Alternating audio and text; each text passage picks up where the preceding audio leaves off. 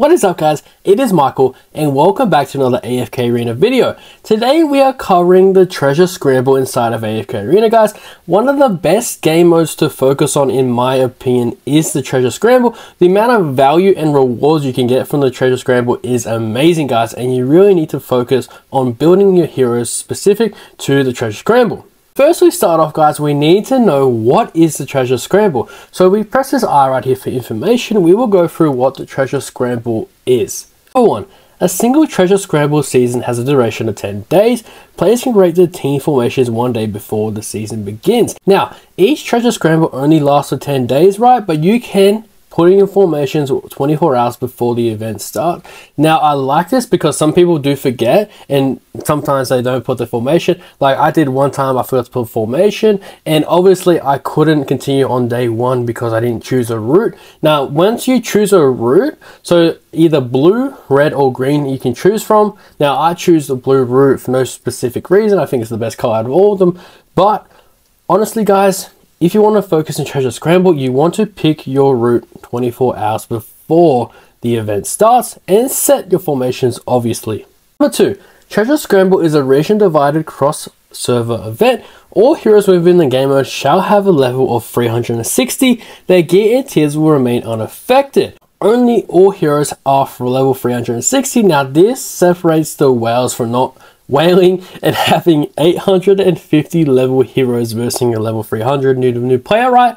So obviously this evens, I guess, the game mode a little bit. Obviously the whales will have an advantage because of the engravings, but all your gear and tiers of the gear will be unaffected. Now obviously if you have a tier 4 gear on a hero and you're on the Treasure Scramble, they will keep that tier 4 gear.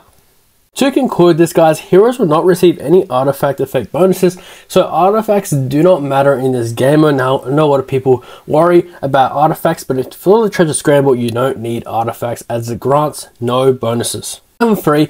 Trials and short-term mercenaries cannot be used in the Treasure Scramble. So the trial hero is an example of Ram and Amelia, the new dimensionals in AFK Arena. Now let's say you have a 3-day loan of the heroes, you cannot use them inside the Treasure Scramble. Short-term mercenaries applies when borrowing a hero from your friends list. Now let's say I borrowed an Awakened Belinda from my friend. He had a 39 and E67 a Belinda, let's just say that. Now I can't not use that in the Treasure Scramble formations as it will not allow me. Number 4. Treasure Scramble is division based game mode, which divided into 6 separate divisions that are based on prestige. Now in the Treasure Scramble there are 6 divisions guys. Now obviously 1 being the lowest division and 6 being the highest. The amount of prestige you have means the higher division you will be. Number 5. During the event, players will need to dispatch heroes to defeat other players so that they can acquire prestige. Prestige is used to increase a player's division and allows them to enter more advanced treasure hunting areas. Now, like I said before, the more prestige you have, the higher division you are. Now, if you have or are in a higher division within the Treasure Scramble, you are going to get more rewards based on the division you are in. 6. Heroes that are currently out searching for treasure will only encounter heroes from players that are currently in the same division. Now, obviously people will match up that are in the same division. Let's say I'm in division 3. I will not verse a person that is in the 5th division. 3 division versus 3 division. Now that makes it on an even playing field. Let's say I had 2000 prestige. I will play people in the division 2. I think that's a division 2 if I'm not mistaken, 2000 prestige. But having this ability in the game that players don't match up with a person from 1 makes it more fairer and makes it more competitive when you get to the final division guys. In divisions below Treasure Master, players can only compete with other players that are on the same route. So, in divisions below the Treasure Master, all players will compete with other players. Then, after the Treasure Master division, players are complete with against other players. Now, what this means is that if I chose the blue route and I'm below the treasure master, I will only verse people that have chosen the blue route as well. Now, after reaching the treasure master, I can verse people that chose the red and green route. Now, this is a unique feature within the Treasure Scramble. Maybe the whales chose the red route and this time I chose the green one, and now I'm versing maybe easier opponents. Now, this is a cool feature because it helps people rank up within the earlier stages of the Treasure Scramble. And at number 8, during the event, the number of teams that can be dispatched increases as a player reaches higher divisions. Now, this is true, guys. Let's say in Division 1 I have 2 formations or 2 teams. Now in Division 2 I have an extra team, so now I have 3. Each division you go up as an extra team.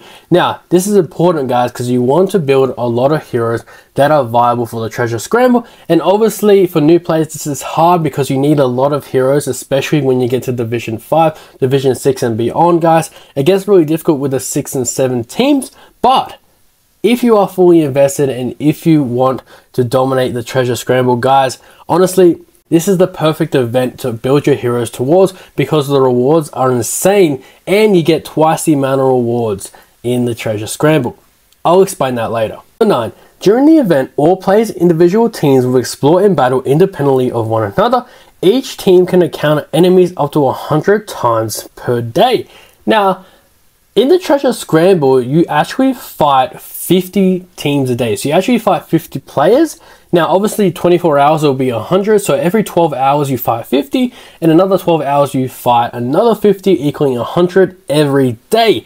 Now, in the 12 hours that you finish, you can actually change your formation for the other 12 hours. So every day, if you forget to change your formation, let's say you forgot a Belinda in Comp 2, now you can slot it in for the next 12 hours of the day and dominate the Treasure Scramble. Number 10.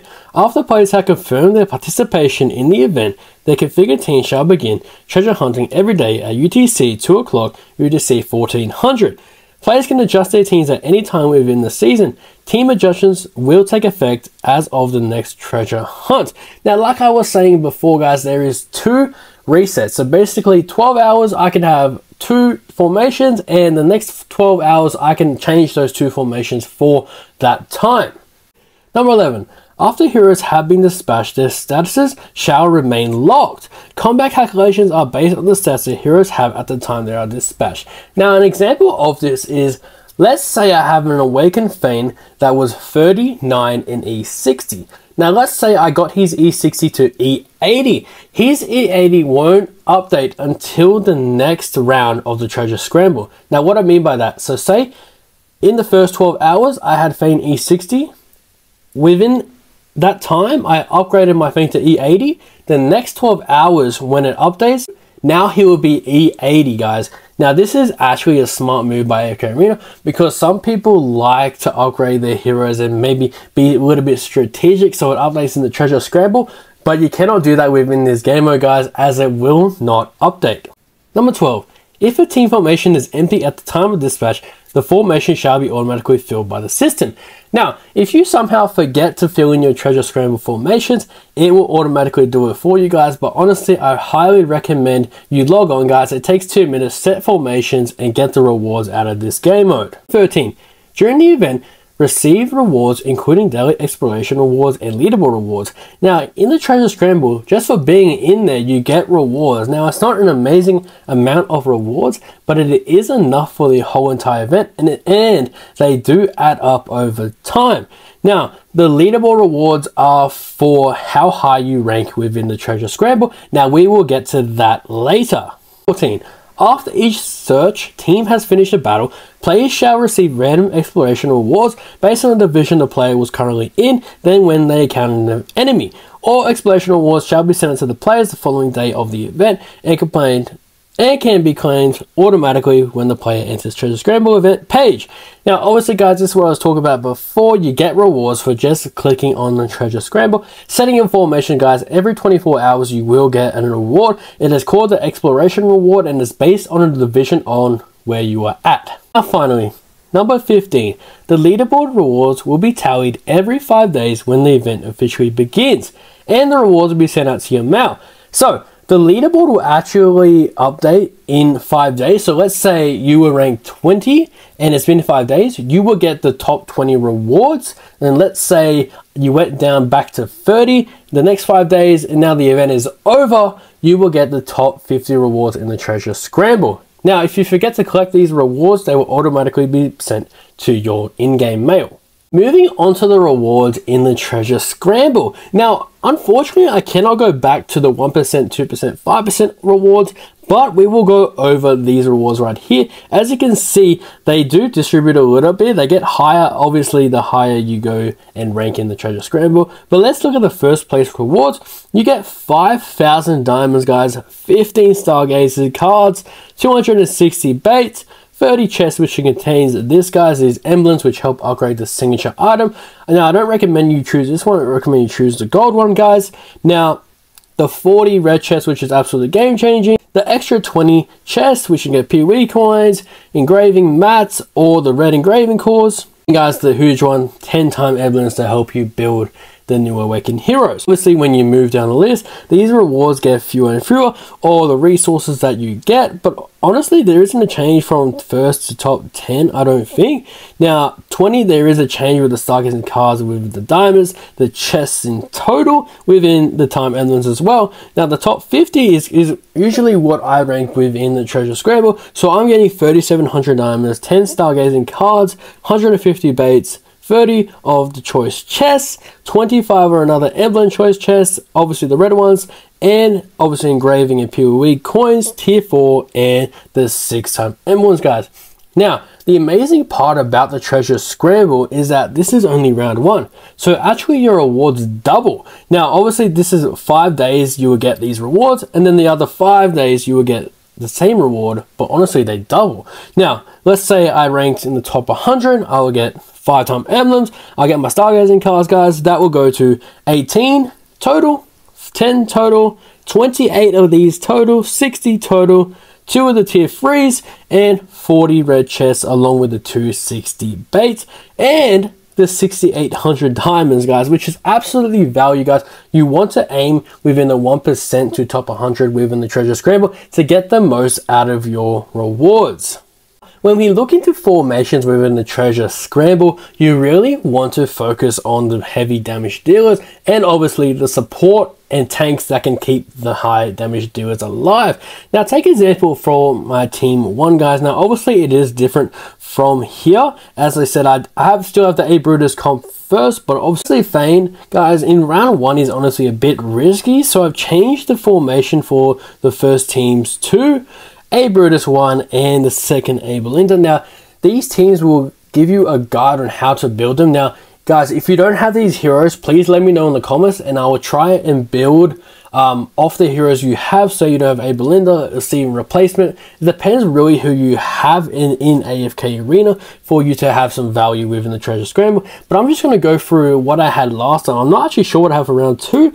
Okay, so the A Fane comp, Matria, this is kind of cheesy, this comp right here, guys, with the Brutus and the Awakened Matria. Now, obviously, this is probably the whale builds when it comes to Treasure Scramble. Now, this is why I focus on the Treasure Scramble a lot, guys. Why I really want to get to the top 50, top 20 if possible, obviously, so I can upgrade my account, progress faster, and honestly, unlock all the Awakened heroes, guys. The Awakened heroes in the Treasure Scramble are the game changers. Now, for Team 2, obviously the Brutus comp, Team 1, Fane, and obviously A Belinda for Team 3. Moving on to the next division, Team 1, Awakened Fane, Team 2, Baden, we have Soul Lees, Team 3, a Brutus with Matria, honestly a cheesy comp, and obviously the trusty A Belinda comp. Now, obviously, guys, this is pretty whale heavy when it comes to the builds, but as I said, please let me know in the comments what heroes you have or what formations you have in the Treasure Scramble, and I will try and recommend you a better team, if not some replacements for mine. Guys, let me know in the comments. I really want to help you out when it comes to these game modes. That will do it for this AFK Arena video. I really hope you guys enjoyed this one. Let me know in the comments your formations in the Treasure Scramble. Do you like this mode? Do you not like it? And why not? But guys, that will conclude today's video, and I'll see you all in the next one.